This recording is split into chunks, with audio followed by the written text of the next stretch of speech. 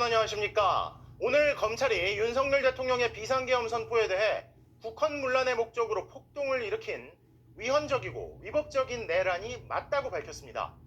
검찰은 윤 대통령이 오래전부터 이런 내란을 논의해왔다며 비상계엄 선포 당시 윤 대통령의 행적과 지시사항을 구체적으로 공개했는데요. 오늘 발표는 명목상으론 김용현 전 국방부 장관에 대한 중간수사 결과 발표였지만 그 안에는 윤석열 대통령 공소장을 방불케 할 만큼 대통령에 대한 충격적인 내용이 낱낱이 담겨 있었습니다. 총을 쏴서라도 의원들을 국회에서 끌어내라. 국회가 계엄 해제를 결의해도 2번, 3번 계엄하면 되니까 끌어내라. 도끼로 부수고서라도 다 끌어내라. 전두환마저 끝까지 인정하려 하지 않았던 발포 명령이 윤 대통령의 입에서 나왔다는 사실이 검찰 수사를 통해 상세히 밝혀진 겁니다.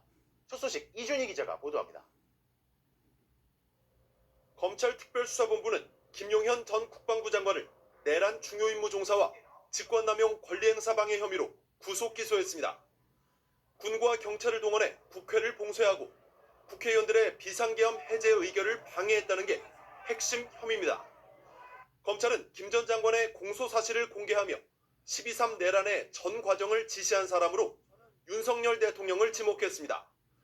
비상계엄 포고령 1호에 따라 특수전 사령부와 수도방위 사령부 병력들이 국회 진입을 시도하던 12월 3일 밤, 윤 대통령은 이진우 당시 수도방위 사령관에게 전화를 걸어 아직도 못 들어갔느냐며 본회의장으로 가서 4명이 1명씩 들쳐업고 나오라고 하라고 지시했다고 검찰은 밝혔습니다.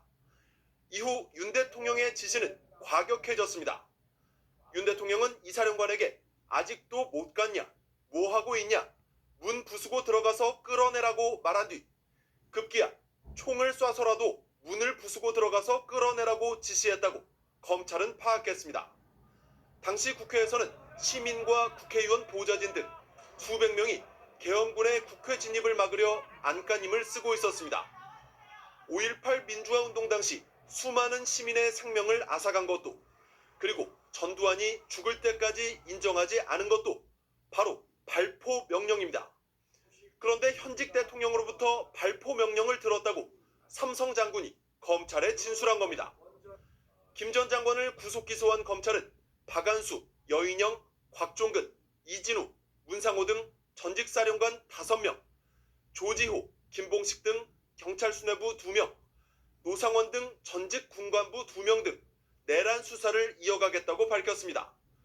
이에 대해 김 전 장관 변호인단은 실탄도 없는데 발포 명령이냐며 일방적으로 날조된 진술과 불법 증거들을 공표했다고 주장했습니다. MBC 뉴스 이준희입니다.